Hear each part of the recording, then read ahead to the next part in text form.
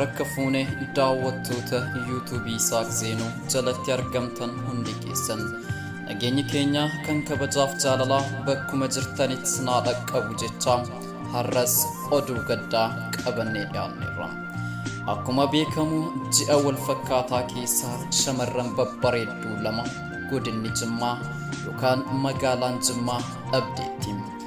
Waan nama dhibu ammoo shamarran babbareedduun kun maqaan isaanii wal fakkaata. Hanaan Muhammadii fi Hanaan Siraaj jedhamu.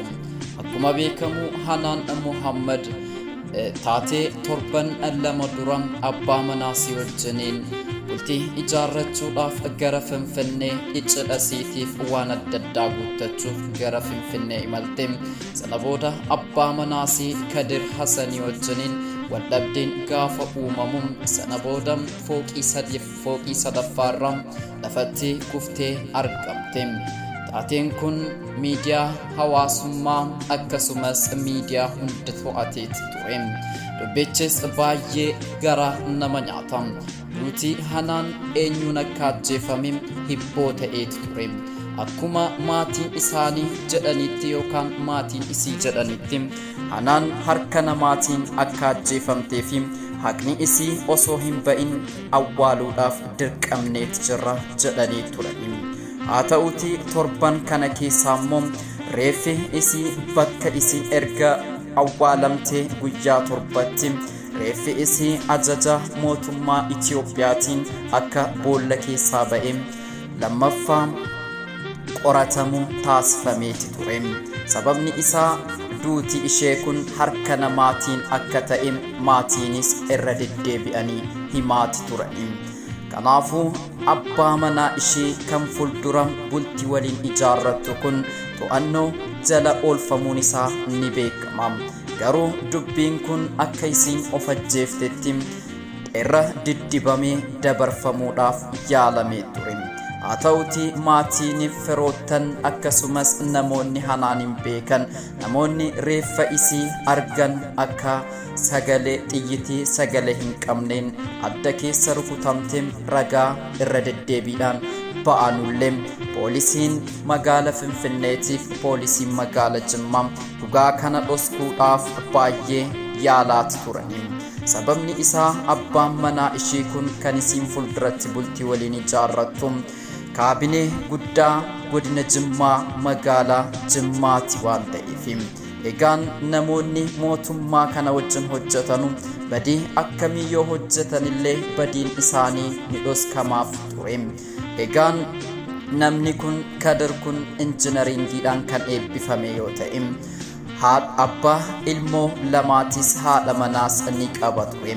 Haa ta'uuti waliigaltee Hanaanii fi waliigaltee maatii isaatiin akka jedhanitti abbaa isiirraa akka dhageenyee fi haadha isiirraa akka dhageenyetti waliigalteedhaan gaa'illi kun akka raawwataa turedha kan dubbatani. Haa ta'uuti inni kaabinee guddaa yookaan mana qopheessaa rabu'aa mana qopheessa magaalaa Jimmaa waan ta'eef dhugaa Hanaan dhoskuudhaaf baay'ee yaalamaa ture. Haa ta'uti reeffi isii boolla keessaa baafame qorannoorra akka jiru beeksifame yookaan dhaga'ameet jira. Maalitti akka ba'ame ammallee wanti ifa ta'e hin jiru. Kanas jala buunee kan isin biraan geenyu ta'a. Inni kan biraa guyyaa kaleessaa Hanaan Jihaad kan jedhamtu Instituutii Yuunivarsiitii Jimmaa damee ICT keessa kan hojjettu Hanaan Jihaad akka tasaa lubbuudhaan boqachuun dhaga'ameet jira.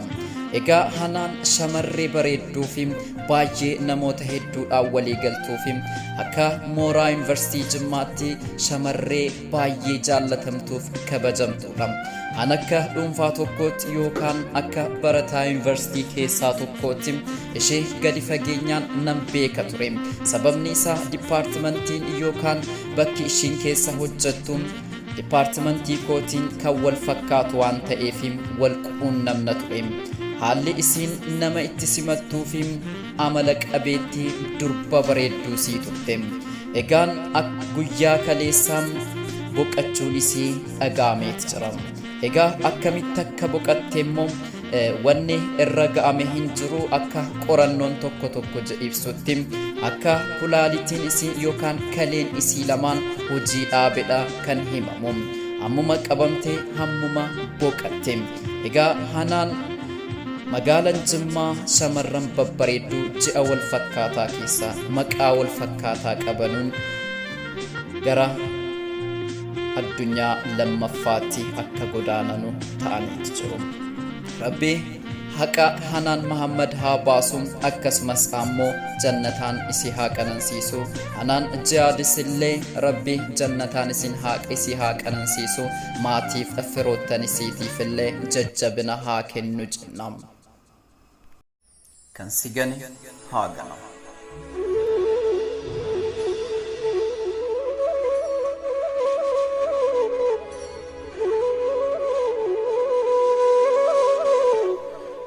Tokko utuu amanuu yoo tokko hojjetu cubbuu hin jedhin hin jedhamu jaalalliin baasu lubbuu. Jaallattee of laattee fi amaanaa yoo ganamte golgitee utuu ammattuu kafanaa yoo gatamte. Tokko utuu dhugaaf du'uu yoo tokko didee qoose jaalalli nama ajjeesa ulfaate onnee dhoose.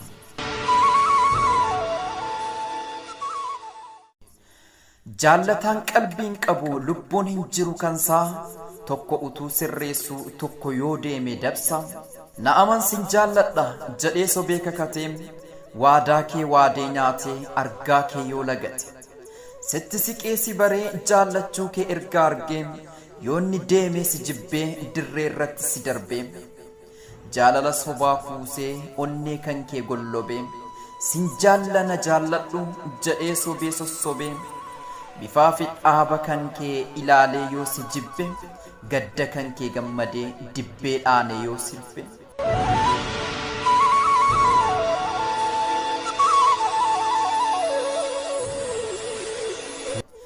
Amanamaa fakkaatee sobee of amansiisee yoo tokko gatee deeme jaalalli maan ajjeesu lubbuuyyuu dhabamsiise.